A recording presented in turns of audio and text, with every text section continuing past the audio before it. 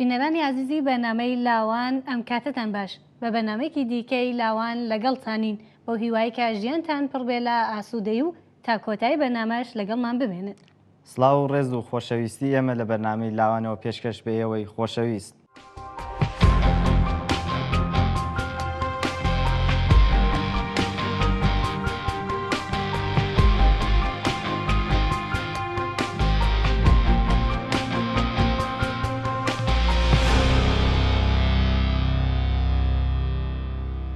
خۆشەویستانم بەداخەوە یەکێک لەو بابەتانەی کە لە ڕۆژهەڵاتی کوردستان لە حاڵەتەوە بەرەو دیاردەبوون ڕۆیشتووە ئیسلامی سیاسی و جیهاد بە ناوی ئیسلامە کە گرنگی نەدان بە بابەتە لە دوا ڕۆژدا چارەسەرکردنی زۆر ئەستەم دەبێت و بەرەوکی کۆمەلگای کوردی دەگرێتەوە. مەبەست لە ئیسلامی سیاسی چییە؟ هۆکارەکانی ڕاکێشانی لاوان لە ڕۆژهەڵاتی کوردستان بۆ جیهاد و چ گروپ و تاقمێک لە پشت ئەم کردەوەن؟ کۆمەلگای کوردی چۆن بتوانێت خۆی ڕزگارکە لەم دیاردەیە؟ یەکەم بەشی بەرنامەکە تایبەتە بەم بابەتەوە کە سەرنجتانی بۆ ڕادەکێشین. بەنسبەت سەرهەڵدانی بیرروباوەڕی سەلەفیەتی جیهادی لە ڕۆژهەڵاتی کوردستان لەپاڵ هۆکارە دەرەکیەکاندا ئەتوانین ئاماژە بە هەندێک هۆکار و فاکتەری نێوخۆیش بکەین. یەکەم فاکتەر ئیسلامی بوونی بەشێکی زۆر لە کۆمەلگای کوردستانە لە ڕووی مێژووی و عورفیەوە. بەو مانایەکە دانیشتوانی ئەم هەرێمە ساڵەهای ساڵە پێڕەوی لە یاسا و ڕێسا ئیسلامیەکانەوە دەکەن و ئێستاکەش زۆربەی خەڵکی کوردستان چە بە شێوەی عورفی بێت یان لە ڕووی ئاگایی و تێگەیشتن و دەرکردنی چەمکە ئیسلامیەکانەوە بەکردەوە واجباتی ئاینی خۆیان بەجێ دەهێنن. بۆیە بەبوونی ئاوها بەستێنێک سەرهەڵدانی بیرروباوەڕی نوێی ئیسلامی خوازی لە هەر شکل و شێوازێکدا پێشبینی کراوە و شتێکی زۆر ئاساییە و پێویستە سەرهەڵدانی سەلەفیەتی جیهادیش لەم چوارچێوەیەدا سیر بکەین و سەرنجی پێ بدەین. ئیسلامی سیاسی بە و ئیسلامە ئەوترێت کە قاعەتێکی تایبەت وە خوێنەوەیەکی تایبەتی هەیە لە ئاین ئیسلام و هەوڵ ئەدا بۆ دامەزراندنی حکوومەت وە نظامێکی ئیسلامی، بەڵام ئەوەی کە ئەمڕۆکە پێ ئەوترێ ئیسلامی سیاسی وەکو ناو ئەتوانی بڵێن تێک دێت لە چەندین گروپ و تەشکیلات و ڕێکخراوە کە لە ئارسی جیهانی و منتەقەیە لە وڵاتانی جۆراوجۆری ئیسلامی و عەرەبی ئەمانە تێکۆشانیان هەیە و هەر کام بە جۆرێک و بە مێکانیزم و ڕەوشێک هەوڵی بەدەسەڵاتگەیاندنی ئیسلام ئەدەن کە ئەتوانین وەک نمونە ئاماژە بە ڕەوتی ئیخوان و مسلمین بکەین کە ئەچێتە ناو بازنەی ئیسلامی سیاسیەوە و یەکەم جار کە ئیسلامی سیاسی ئۆرگانیزاسیۆنی وەرگرتووە هەر بە ئیخوان و مسلمین وەریگرتووە کە لە 1928 بووە لە وڵاتی میسر. جگە لەوە توانین ئاماژە بە ڕەوتی سەلەفیەت بکەین کە سەلەفیەت بۆ خۆی پێک دێت لە سەلەفیەتی مرجئە و سەلەفیەتی جەهادی. سەلەفیەتی مرجئە هەمان سەلەفیەتی لاجەهادیە کە زیاتر باوەڕی بە ڕەوشی تەبلیغ و بانگەشە هەیە و پێی وایە بەو ڕەوشە تۆتوانی ئیسلام بگەێنیت بەدەسەڵات و لایەنگرانی ئیسلام بگەێنیتە زۆرینە لە کۆمەلگای وڵاتانی ئیسلامیدا. بەڵام سەلەفیەتی جیهادی کە بەشێکی بەرجەستە و سەقبووەوەی ئیسلامی سیاسیە لەم سەردەمەی ئەمڕۆدا باوەڕی زیاتر بە جەهاد و توندوتیژی هەیە و ئەیەوێت لەم ڕێگایەوە شەریعەت دابەزێنێت و حکوومەتی ئیسلامی دابمەزێنێت لە وڵاتانی ئیسلامی و تەنانەت باوەڕی بە دامەزانی ئیمپراتۆری ئیسلامیش هەیە. ئیسلامی سیاسی بەگشتی قەراعەتی جیاوازە لەگەڵ ئەو موسڵمانانەی کە بە شێوەی عورفی ئیسلامیان قبول کردووە و پێڕەوی لە دەستوراتی ئیسلام دەکەن. بۆیە سرپەن لەبەر ئەوەی کام جۆرە ئیسلامە هەوڵی گەیشتن بەدەسەڵات ئەدات، من پێم وایە ناوی ئیسلامی سیاسی لێ نراوە و هەنووکە لە بەشێکی زۆری وڵاتانی ئیسلامی و وڵاتانی عەرەبیدا خەریکی تێکۆشانە و تەشکیلاتی هەیە و لە هەندێک شوێنیشدا بەدەسەڵات گەیشتووە. اینجا ئەگەر بڕوانینە پێکهاتەی مرۆیی گروپە سەلەفی جیهادیەکانی ڕۆژهەڵاتی کوردستان دەبینین کە بە هەمان شێوەی وڵاتانی تر سەلەفیەکانی کوردستانیش بە زۆری هەڵقوڵاوی ناوچینی هەژار و پەراوێزکەوتوی کۆمەلگای کوردستان و سەربە گوند و گەڕەکە پاشکەوت و حاشیەکانن. لەم شوێنانەدا لەلایەک نەبوونی ئاگایی پێویست و نەبوونی ڕۆحی دەروەستبوون و هەست بە بەرپرسایەتی کردن لە دایک و باوکەکاندا بەنسبەت منداڵەکانیانەوە و لەلایەکی تریشەوە نەبوونی کەرەستە و دەرفەتی لەبەر بۆ بەکارهێنانی تواناکانیان هەروەها نائومێدبوونیان لەو ژینگەی کە تێدا دەژین وا لە گەنجان دەکات تاکو زۆر بە ئاسانی جەزبی ئەو گروپ و تاقمە مەسهەبیانە بن هویەت و شۆناسێکی درۆین ئەبەخشنە مرۆڤی پێنەگەیشت و تێنەگەیشت و ڕۆحی خۆبەخشیان بەڕادەیەک تێدا بەرجەستە دەکەنەوە کە لە ماوەیەکی زەمەنی کورتدا ئامادەی خۆتەقاندنەوە یان گیانبەخشین لە مەیدانەکانی جیهاد دەبن. ئیسلامی سیاسی قەرێمە بمانەوە باسی هەموو ڕەوتەکانی بکەین ڕۆژهەڵاتی کوردستان چون لە ڕۆژهەڵاتی کوردستانیش وەکو دیکەی وڵاتانی ئیسلامی و عەرەبی ئێمە چەندین ڕەوتی ئیسلامیمان هەیە ڕەوتی شلڕە و میانە ڕەومان هەیە کە ئەتوانی بڵێن لە جەماعەتی کاک ئەحمەدی موفتیزادە تێک دێن ئەوانە مەکتەب قورئانیان پێ ئەڵێن کە ئەوانە دوو قۆڵن قۆڵی ئیخوانمان هەیە کەمێک لەوان سفت و سۆڵترێکن کە ئەوانە وەکو ناوی تەشکیلاتی و ئۆرگان پیانە وترێ جەماعەتی داخوت و ئیسلاح لە کوردستان کە نوێنەرایەتی ئیخوان الموسلیمینی جەهانیەکەن مێژووی سەرهەڵدان و پەیدابوونی ئەمانە ئەگەڕێتەوە بۆ سەروبەندی شۆڕشی 1970 گەلانی گەران دژی ڕژیمی پاشایەتی و یەکەم جار ئەم گروپانە لەوێوە سەریان هەڵدا و وەکو گروپ وەکو ڕێکخرا و سەرەتا وەکو مەکتەبی قورئانی کوردستان بە ڕێبەری ئەحمەدی موفتیزادە سەریان هەڵدا و لەژێر کاریگەری ئیخوان الموسلیمینی جیهانیا بوو. بەڵام بیر و باوەڕی سەلەفیەتی جیهادی یەکەم جار لە ڕێگای باشووری کوردستان و هاتووەتە ڕۆژهەڵاتی کوردستان کە دیسان ئەمەش درێژەی هەمان ئەو ڕەوتە بووە کە لە ساڵانی پێشتردا بیر و باوەڕی ئیخوان الموسلیمینی هێنایە ڕۆژهەڵاتی کوردستانەوە و پاش دروستبوونی لقی ئیخوان لە عێراق و پاشان باشووری کوردستان ئەم بیر و باوەڕە گەیشتە کوردەکانی ڕۆژهەڵاتی کوردستان پاشان لە درێژەی هەوری ئیسلام خوازانی کوردەکانی ڕۆژهەڵاتدا و لە سەروبەندی شۆڕشی گەلانی ئێراندا وەک باشم کرد جەماعەتی مەکتەب قورئان دامەزراوە. هەروەها زۆربەی و کەسانەی جەزبی گروپ و تاقمە سەلەفیەکانی کوردستانی ئێران بوون کەسانێکن کە بە هۆکاری جۆرا و جۆر نەخوێندەوار ماونەتەوە و نەیانتوانیوە یان باشتر وایە بڵێن دەرفەتی ئەوەیان نەبووە تاکو وەک دیکەی هاوتەمەنەکانیان ڕوو لە ناوەندەکانی خوێندن و فێربوون بکەن. ئاساییە ئەم گەنجانە بەو پێشینە و ڕابردووە و کە هەیان بووە و ئەو ژینگەیە کە تیایدا پەروەردەبوون ڕقێکی زۆریان لە کۆمەڵگا و سەرجەم مرۆڤەکانە و هەموو کات بە دوای تۆڵەکردنەوەن بۆیان کاتێک لەلایەن گروپێکی تۆندڕەوی ئیسلامی خوازەوە جەزب دەکرێن لە ماوەیەکی کورتدا دەبنا خاوەن دەسەڵاتێکی ڕەها و وا تێدەگەن یان باشتر وایە بڵێن وایان ڕادێنن کە گوایە نزیکترین کەسن بە پەروەردگار و مان و نەمانی زۆربەی مرۆڤەکان واتە ئەوانەی کە ئەکەونە ناو بازنەی سەلەفیەتی جیهادیەوە و زۆرینەی دانیشتوانی کۆمەڵگای کوردستان پێکدێنن لە دەستی ئەواندایە. لە ڕاستیدا ئەوان بەهۆی کەوتنەژێر کاریگەری ئەو وانە عەقیدەتی و ئاینیانەوە کە پێیان دەوترێ وا هەست دەکەن کە هیچ پەیوەندیەکان بەم دنیایەوە نەماوە و پێویستە هەرچی زووتر بارگە و بنەی سەفەر تێوە بپێشن و بە پلەی شەهادەتەوە بگەڕێنەوە بۆ بارەگای پەروەردگار. مشخصەن وەکو هاتنی بیر و باوەڕی سەلەفیەتی جیهادی بۆ ڕۆژهەڵاتی کوردستان ئێمە ئەتوانین وەکو هۆکار ئاماژە بە هۆکاری دەرەکی هۆکاری گشتی جیهانی و هۆکاری ناوخۆیی بکەین. هۆکارە گشتیەکان جیهانیەکان دەتوانین بە کاریگەری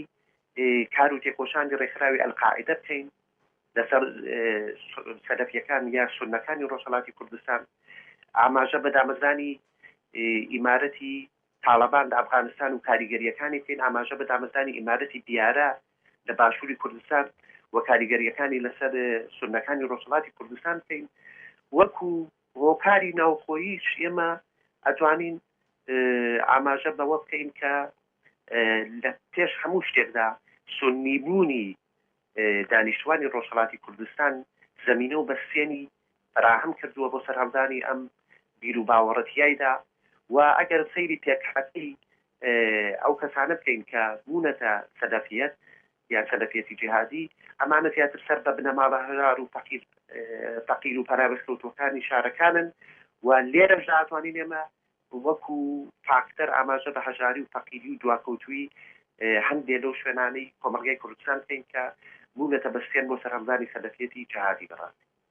لە ڕاستیدا یەک لە سەرەکی ترین خەسڵەت و تایبەتمەندیەکانی گروپ و ڕێکخراوەی ئیسلامیەکان بەتایبەت گروپە سەلەفیەکان جەزبی گەنجان و لاوانە و بەکارهێنانیانە بۆ گەیشتن بە ئامانجەکانیان بێگومان جیلی گەنج و لاو زیاترین بەستن زەمینەیان تێدایە بۆ ئەوەی لە ڕێگای شۆناسپێدان و بەرجەستەکردنەوەی تواناکانیانەوە بیان خەیتە خزمەت مەرام و مەبەستێکی دیاری کراوە ئاسایی یامجی لە بەپێی ئەو ژینگە و کۆمەلگایەی تیایدا گەورە بوون و ئەو کاریگەریەی لە محیتی ژیانیان وەریان گرتووە هەرکام جۆرە بەسێنێکیان تیادا دروست بووە و من پێش ئامادەی وەڵامدانەوە بۆ پێشمیارانن کە لەم داولاوە پێیان دەبێت بەو مانایە ئەگەر گەنجێت لە بنەماڵەیەکە ئاینیدا گەورە بوو بێ بێگومان زیاتر بەرەو ڕێکخرا و گروپی ئاینی دەکشێ هەروەها گەنجێت کە ژینگە و بنەماڵەکەی بە هۆکاری جۆرا و جۆر نەیانتوانی بێت شوناسێکی بدەنێ و لە ئەساسدا لە بنەمایەکی بێشۆناسیدا گەورە بوو بێت لە بنەماڵەیەکی بێشۆناسدا گەورە بوو بێت ئامادەیە بۆ وەرگرتنی هەر پێشنیارێک و بێگوێدانە ماهیەتی ئەو کەس و گروپەی پێشنیاری دەداتێ بە خێرایی جەست دەبێت و پاشان لە ڕێگای ڕاهێنان و پەروەردەوە دەکرێتە کەسێکی دەروەست و خزمەتگوزار بۆیە گروپە سەلەفیەکان زیاتر هەوڵی جەستکردنی جیلی گەنج و لەناو گەنجاری شتاکەسانی سەر بە بنەماڵەی بێشناس لە ڕووی هێزریەوە مەبەستمە هەروەها کەسانی سەر بە بنەماڵەی هەژار و کەمداهات و پەراوێستکەوتووی کۆمەلگا ئەدەن بۆی ئەگەر سەرنجی پێکاتەی مرۆیی گروپە سەلەفیەکانی ڕۆژهەڵاتی کوردستان بدەین بۆمان دەرەکەوێت وەک پێشتر باسم کرد کە ئەندامانی ئەم گروپانە بە زۆری یان سەر بە بنەماڵەی هەژار و کەمداهات و نیشتەجەی کە ڕێکە هەژارنشینەکانی شارەکانن یان ئەو بنەماڵانەی کە بە جۆرێک پێشینەی مەذهەبی بوونیان هەیە لە ڕاستیدا گروپێکی سەلەفی جەهادی کاتێک گەنجێک جەزب دەکات ئەم گەنجە بێهویەتە گەنجێک هێشتا خۆی نەدۆزیوەتەوە بەپێی ئەو ئاموزش و پەروەردەیە کە ئەیدەنێ ئەیگەێنە قەناعەتێک کە تەنانەت مان و نەمانی مرۆڤەکان بەدەستی ئەو نزیکترین کەسە بە خوداوەند و ئەمە ئەم مرۆڤەیە نێدە سەر و قەناعەتەکە ڕۆحی خۆبەخشی تیا بەرجەستەیە کاتەوە و ئامادەیەکات بۆ هەر جۆرە فیداکاریەک لە پێناو ئەو بیر و باوەڕەدا کەوەری گرتووە وەکو زەمینەی تری سەرهەڵدانی بیر و باوەڕی سەلەفیەت لە کوردستانی ئێران ئەتوانین ئاماژە بە ئاوەڵاکردنی مەیدان لەلایەن کۆماری ئیسلامیەوە بکەین بەتایبەت لە نێوان ساڵانی 2003 تا 2008 زاینی کە بە قۆناغی زێڕینی گەشەی سەلەفیەتی جیهادی لە کوردستان دادەنرێت لەو ساڵانەدا کۆماری ئیسلامی بە تەواوی مەیدانی بۆ سەلەفیەکان ئاوەڵا کردبوو ئەم پشتیوانیکردنەش زیاتر پەیوەندی بەوە بوو تاکو سەلەفیەکان بتوانن لە ئاستێکی بەرین و بەرفراواندا دەست بکەن بە ڕاکێشانی لاوان و گەنجانی کورد و پاشان بە مەبەستی جیهاد ڕەوانەی دەرەوەی ئێرانیان بکەن و کۆماری ئیسلامیش یەکەم قازانجکەری ئەم سات و سەودایە بوو گرنگترین قازانج لەوە سەرچاوە دەگرێت کە سەرەکیترین هێرشی تەبلیغی سەلەفیەکان بۆ سەر نەتەوە و نیشتمان و حیزبە کوردیەکان و لایەنە ئەدەبی و ڕۆشنبیریەکان بوو سەلەفیەتی جیهادی بە تووڕەی و تونڕەویەکی هەرچی زیاترەوە دژایەتی ئەم چەمک و شوێنانەیان دەکرد و ئەم دژایەتیکردنش تاکو ئێستا هەر بەردەوامە بێگومان دووربوونی حیزبە سیاسیەکانی نەیاری کۆماری ئیسلامی لە گۆڕەپانی سیاسی کوردستان یەکێکی ترە لەو فاکتەرانەی کە کاریگەری بووە لەسەر گەشەکردنی سەلەفیەتی جیهادی لەم پارچەیەی وڵاتی کوردان بەگشتی ئەتوانین بڵین کە سەلەفیەکان لەو پەڕی ئاسوودەیە و بێ ئەوەی هیچ گرفت و لەمپەڕ و دژەهێزێک لە بەردەم خۆیاندا ببینن بانگەشە و تەبلیغاتی بەرفراوانیان کردووە و دەیکەن ئێستاکەش لە بەشی زۆری ناوچە سوننەنشینەکانی کوردستانی ئێراندا خاوەن جێگە و پێگە و لاینگری خۆیانن بەپێی ئەو خەسڵەت و تایبەتمەندیانەی کە ئەم ڕەوتە ئاینیە هەیەتی پێویستە مەترسیەکانی بە هەند وەربگیرێت و پێشبا گەشەکردنی زیاتری بگرێت ئەمەش نەک هەر ئەرکی حیزبی سیاسی بەڵکو ئەرکی سەرشانی هەموو باوەڕمەندێکی ئیسلامی و کوردێکی نیشتمان پەروەر و مرۆڤێکی ئازادی خوازە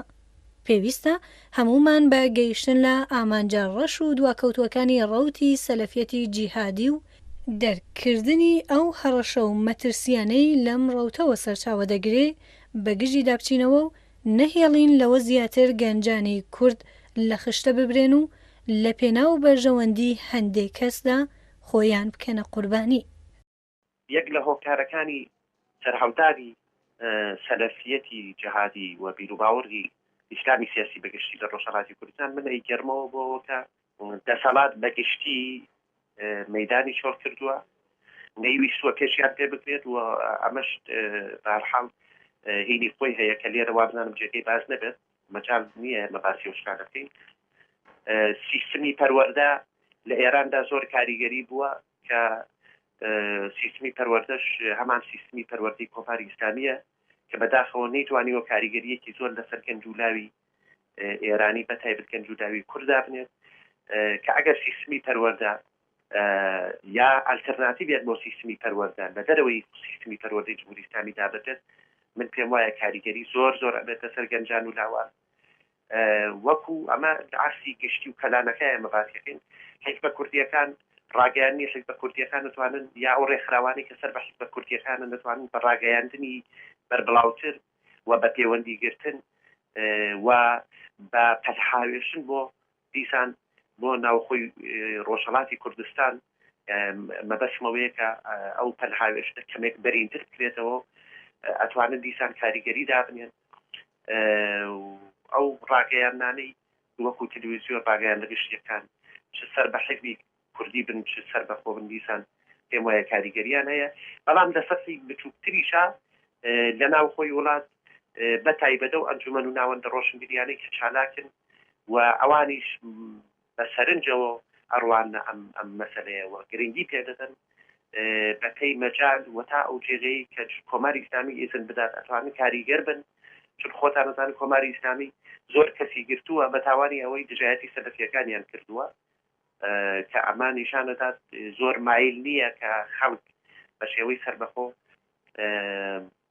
بەهەرحاڵ دژایەتی ئەم بیر و باوەڕە بکەن یا هەوڵ بدەن بۆ لەم پەردانان لە بەردەمی پێشگرتن پێی و لە ئاسی بچووکتریشا بنەماڵەکان ئەتوانن بەڕاستی ئاگاداری لاوان و گەنجان بن ڕۆڵەکانیان بن و ڕێک بە هەسیاریەوە لەگەڵیان هەسوکۆ بکەن کە زوو جەستی ئەم گروپە سەلەفیانە دەبن و ئاگاداری ئەوان بن. بەگشتی ڕەنگە دژایەتیکردن ڕێگایەک بێ بۆ کەمکردنەوەی ئەو تەڕاتێنەی کە ئەمڕۆکە سەلەفیە جیهادیەکان لە ڕۆژهەڵاتی کوردستاندا دەستیان پێکردووە بەڵام لەلایەک خودی کۆماری ئیسلامی ئامادە نییە بە شێوەیەکی جددی ئەم دژایەتیە بکات و لەلایەکی تریشەوە ئیزن نەدا تاکو خەڵکانی تر دژایەتی سەلەفیەکان بکەن بۆیە لە ئاوها حاڵەتێکدا دژایەتیکردنی ئەوان زۆر دژوارە. جگەلەوەش ڕەنگە ئەم دژایەتیکردنە نەبێتە هۆکار بۆ پاشگەزبوونەوەی سەلەفیەکان لەو بیر و باوەڕەی کە باوشیان پێدا کردووە بۆیە پێویستە و دەخوازرێت بەکاری ڕۆشنگەرانەوە بە شێوەیەکی نەرم پێش بە بەردەوامبوونی ئەم ڕەوتە بگیردرێت.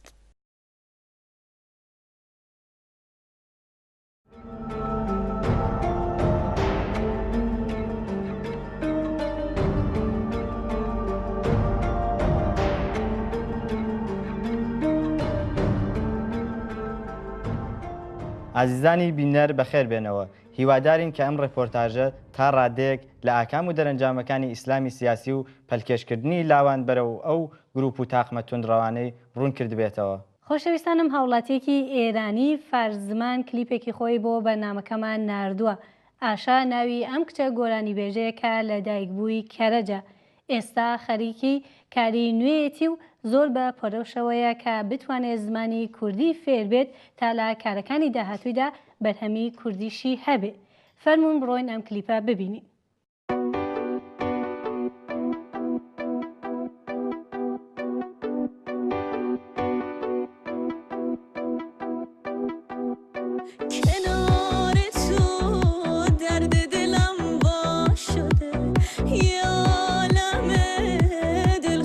پیدا شده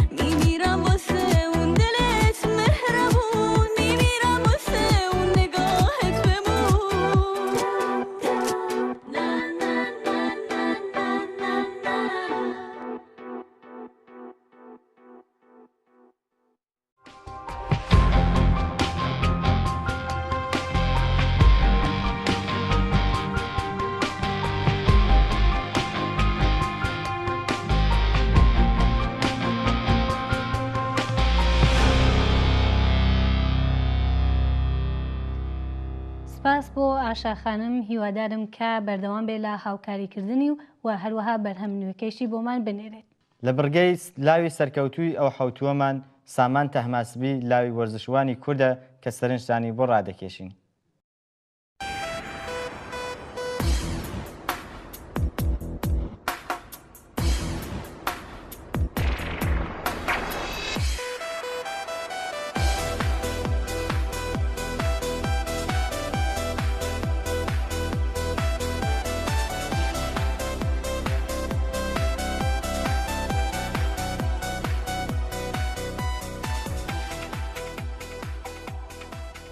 ماوەی چەند ساڵێکە کە زۆر وەرزشوانی ئێرانی بەگشتی و کورد بە تایبەتی بەهۆی گرنگی نەدان پێیان لە وڵاتی ئێران دەچنە دەرەوە و پاش وەرگرتنی شۆناسی ئەو وڵاتە لە هەڵبژاردنەکانی ئەو وڵاتەدا بەشدار دەبن و دەدرەوشێنەوە. سامان تەحماسبی لە ساڵی 1364 هەتاوی لە شاری سنە چاوی بە دنیا هەڵێنە. سامان سەرەڕایەوەی تەنیا کوڕی بنەماڵەیەک بوو کە ئەو بنەماڵەیە لە دنیای وەرزش بەدوور بوو، بەڵام ئەو لە 15 ساڵانەوە ڕووی کردە دنیای وەرزش. ناوبراو لەژێر چاودێری جەمشید خێرابادی کە یەکێک لە ڕاهێنەرەکانی شاری سنە بوو دەستی بە مەشقکردن کرد. ئەم زۆرانبازە کووردە هەر لە سەرەتاکانی ژیانی وەرزشی خۆیدا توانی لە پێشبڕکەکاندا سەر بکەوێت و ئەمەش بووە هۆیەوەی کە لەلایەن حەسەنی یوسفیەوە کە ڕاهێنەری ئەو کاتی هەڵبژاردەی مێر منداڵان بوو بانکێشتی هەڵبژاردەی ئێران بکرێت. سامان تەحماسبی پاش بانکێشت بۆ هەڵبژاردەی مێرمنداڵانی ئێران بانکێشتی هەڵبژاردەی سەرەکی زۆرانبازی ئێران کرا و درەوشانەوەی ئەو لە دنیای زۆرانبازیدا وای کرد کە ببێ بە یەکێک لە گرنگترین مۆرەکانی ئەو هەڵبژاردەیە لە کێشی 84 کیلۆیدا. ناوبراو توانی لە چوارچێوەی هەڵبژاردەی ئێران و لە ڕکابەریە جیهانیەکاندا چەندین مەداڵیە وەکو وەرگرتنی مێداڵیای زێو لە کێبڵکە جیهانیەکانی گوانگژۆ لە ساڵی 2006 زاینی، مێداڵیای زێڕی کێبەرکەیە ئاسیاییەکانی ساڵی 2007 زاینی لە وڵاتی قەرقیزستان، مێدالیای زێوی کێبڕکەیە جیهانیەکانی وڵاتی ئازەربایجان لە ساڵی 2007 زاینی، مێدالیای زێوی کێبڕکەیەکانی ئۆکراین لە ساڵی 2008 زاینی و وەرگرتنی مەدالیای زێوی ئۆلەمپیکی پێکەن لە ساڵی 2008 بەدەست بهێنێت. سامان کە یەکەمین زۆرانبازی کێشی 84 کیلوی ئێران بوو توانی مەدالیای ئۆلەمپیک وەکو گرنگترین ڕکابەریە جیهانیەکان بەدەست بهێنێ، بەڵام پاش ساڵی 2008 و وەرگرتنی ئەو خەڵاتە و گەڕانەوەی بۆ وڵاتی ئێران ناچار بوو وڵاتی ئێران بەجێ بهێڵێت. ئەم زۆرانبازە کووردە بەهۆی گرنگی نەدانی بەرپرسانی ڕێژیمی ئێران لە ساڵی 2009 زاینیدا وڵاتی ئێرانی بەجێ هێشت و پەنایبردا وڵاتی ئازەربایجان. لە نوێترین پلەبەندی زۆرانبازی جیهان کە لە ساڵی 2013 زاینی بڵاو بووەوە لەلایەن فدراسیۆنی جیهانی زۆرانبازیەوە پلەی دووهەمی جیهانی بەدەست هێنا و ئەمەش جێگای شانازیە بۆ گەلی کورد. پەیوەستبوونی سامان بە هەڵبژاردەی ئازەربایجان لە ساڵی 2010 یەکێک لە سوژە خەبەریەکانی هەواڵدێریە فارسەکانی سەر بە ڕێژیمی ئێران بوو کە بە شێوەیەکی غەیرە حرفەیی کەوتە بەر بێحورمەتیە. هەروەها جگە لە سامان زۆر وەرزشوانی کوردی دیکە هەن کە بەهۆی دەستکورتی و هاوکاری نەکردنی بەرپرسانی ڕێژیمی ئیسلامی ئێرانەوە ناچار بە بەجێهێشتنی وڵات بوون. بۆ نمونە دەتوانین ئاماژە بکەین بە کوورشی باقری و شوانی وەیسی کە لە لیگی بوندیشلیگای ئاڵمان یاری دەکەن و تا ئێستاش توانیویانە چەندین خەڵات وەربگرن. ئەم سیاسەتەی ڕێژیمی ئێران تەنیا لە چوارچێوەی وەرزشتا قەدیس نەبووتەوە و لە سەرجەم بوارەکانی دیکەدا وەکو هەڵاتنی مێشکەکان، مامۆستایانی زانکۆ و هونەرمەندەکان و بوارەکانی دیکە خۆی نیشان دەدات.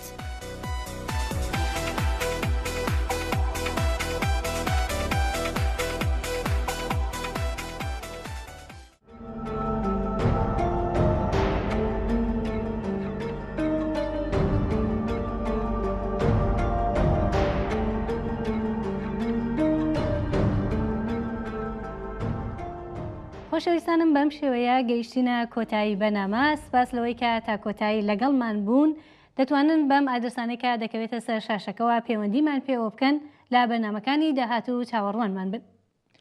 ژیانێکی پڕ لە خۆشی و کامەرانی بۆ هەموو ئێوە بینەرانی بەرنامەی لاوان بە ئاوت دەخوازم.